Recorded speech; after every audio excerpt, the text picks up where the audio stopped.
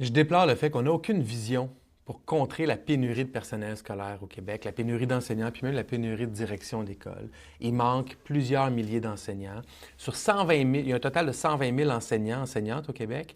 Savez-vous, il y en a combien qui sont non légalement qualifiés? 30 000.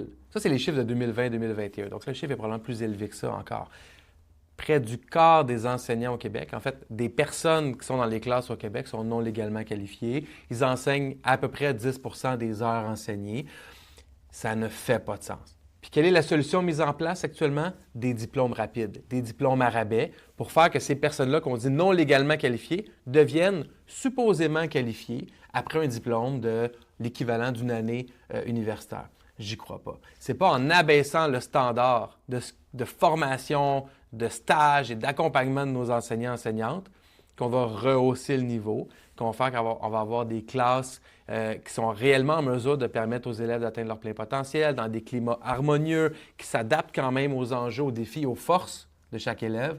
Il n'y a aucune chance. Déjà, le niveau, à mon avis, est en train de baisser, parce qu'en ajoutant des gens non légalement qualifiés dans le réseau, bien, c'est sûr que ça ne hausse pas le niveau. Mais là, en plus, leur donner une voie rapide vers un brevet n'est certainement pas la solution. Moi, j'irais vers des solutions beaucoup plus audacieuses, avec une vision claire que pour être enseignant, enseignante au Québec, pour se retrouver devant 10, 20, 30 enfants, ça prend des grandes compétences, une formation solide, une formation continue qui fait du sens, qui s'adapte aux nouvelles connaissances, aux nouvelles sciences, aux nouvelles technologies, aux nouveaux besoins de nos jeunes pour faire en sorte qu'on vise la réussite. Mais c'est la qualité des adultes, aussi gentils soient-ils, cela dit, c'est la qualité des adultes en classe, professionnellement et pas à la hauteur.